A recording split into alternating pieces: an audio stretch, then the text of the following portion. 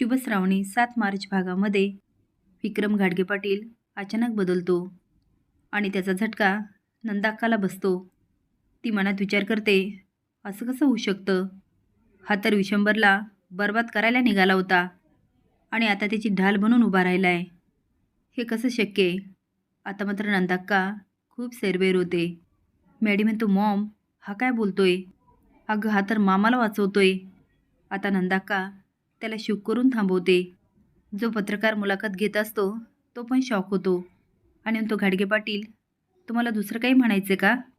नाही म्हणजे तुम्ही सांगणार एक होता आणि बोलता एक. पाटील साहेब म्हणतात, नाही नाही मी हेच सांगणार होतो.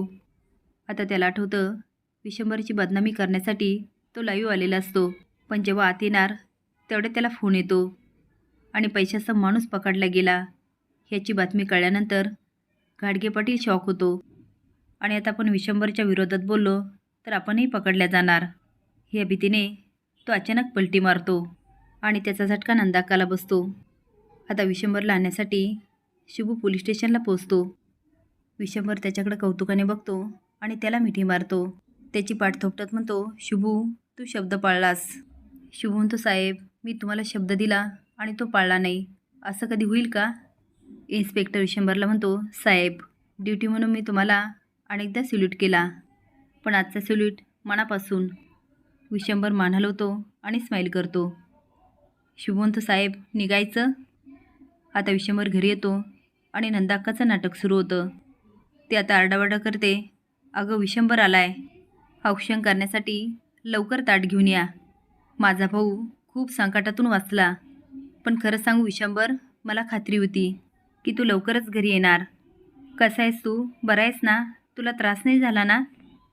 नंदाक्काची काळजी बघून विशंभरही हरकून जातो आणि स्माईल करत म्हणतो, काही त्रास झाला नाही, कारण शिव माझ्यासोबत होता.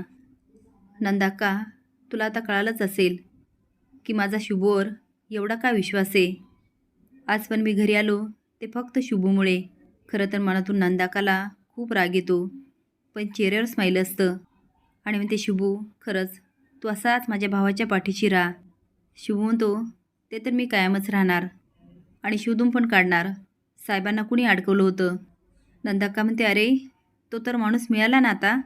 शुभू म्हणतो, तो तर फक्त एक प्यादा होता. साहेब मी आलोचा.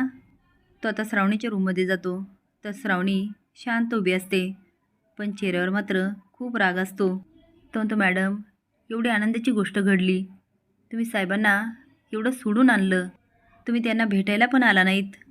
श्रावणी रागात म्हणते, भेटावं तर लागणारच आहे. मी त्यांना भेटणार आणि माझ्या सगळ्या प्रश्नांची उत्तरं मागणार आहे आणि त्यांना ती उत्तरं द्यावीच लागतील. आता शुभू तिच्याकडेच बघत राहतो.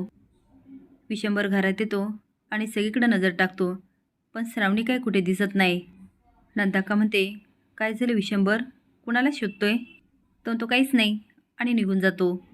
नंदाक्का म्हणते, हा श्रावणीला शोधत असणार, पण हा आला आणि श्रावणी पुढे आली नाही, असं कधी होत नाही.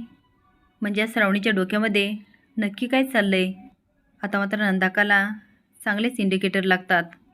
असेच नवीन अपडेट जाण्यासाठी लाईक आणि सबस्क्राईब करा. धन्यवाद.